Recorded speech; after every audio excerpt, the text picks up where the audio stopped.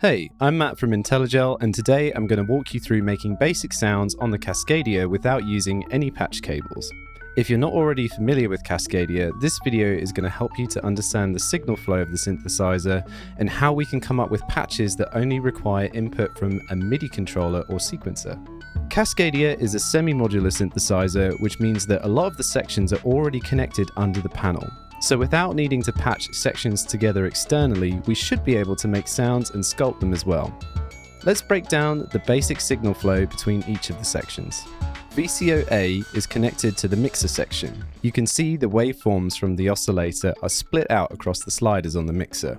The mixer output is normal to the VCF section, so the mix of waveforms that you've created is run through the filter.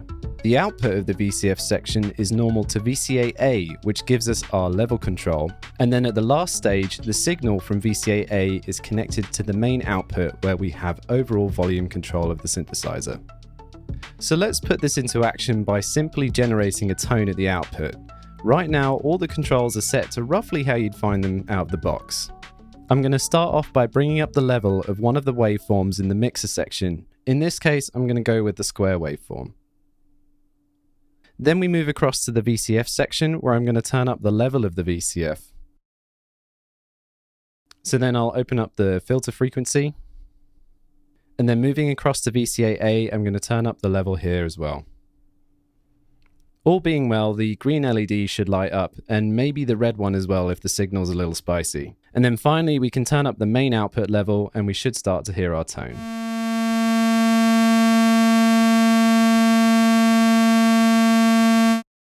Okay, so we know we can make a continuous tone with Cascadia, but how do we shape it? We're going to need pitch, gate, envelope, and maybe some other modulations to keep things interesting. Let's start off with a sequencer. In this case, we're going to use Metropolix.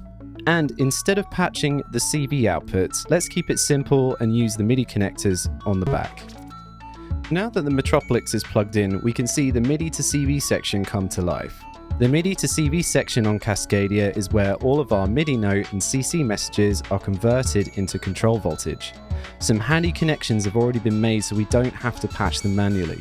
External pitch, for example, is normal to VCO-A. This means that when you plug in a MIDI controller or sequencer, you can control its pitch straight away.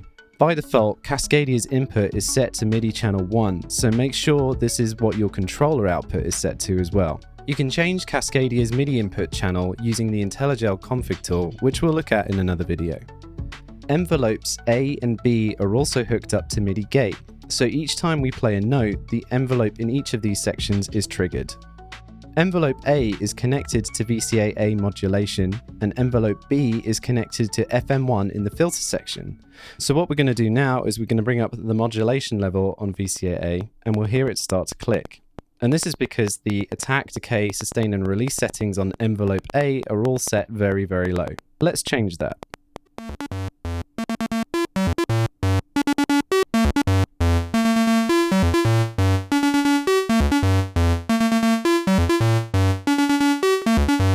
Okay, so now let's shape the sound with the filter. I'm going to bring the frequency down. I'm going to bring the frequency modulation 1 here up. And then we can start to shape the movement of the filter using envelope B.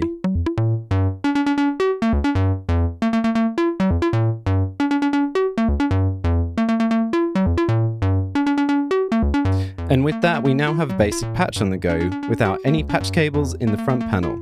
Don't get me wrong, half the fun of Cascadia is making and breaking connections to get more experimental with our sound design, but it's handy to know where your normal connections are to save on redundant patching. Look out for any labels in a speech bubble. These will tell you where the input jack has a normal connection from elsewhere on the synthesizer. That's pretty much it for this explanation on how to create a patch on Cascadia without using patch cables. I'm just going to mess around with this patch a little more using the normal connections. Kind of a nice one actually is the LFO-Y to the pulse width modulation.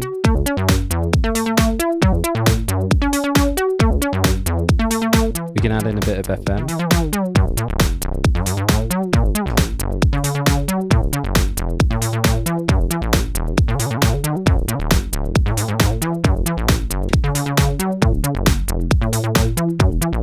the sine wave from VCO-A, which feeds into the wave folder. So if I bring that into the mix as well. We've also got the ring modded signal, which comes from VCO-A and B, and then feeds into the mixer.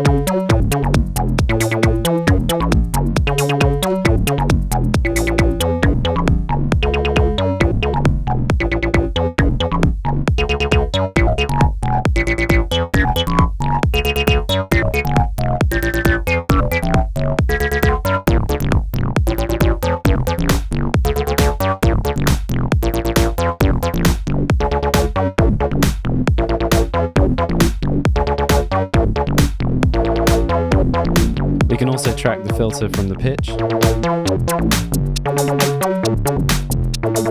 So yeah, as you can see, there are plenty of ways to sculpt sounds on Cascadia without the need for patch cables. Thanks for watching this tutorial. If you found it useful, please like and subscribe for more in future.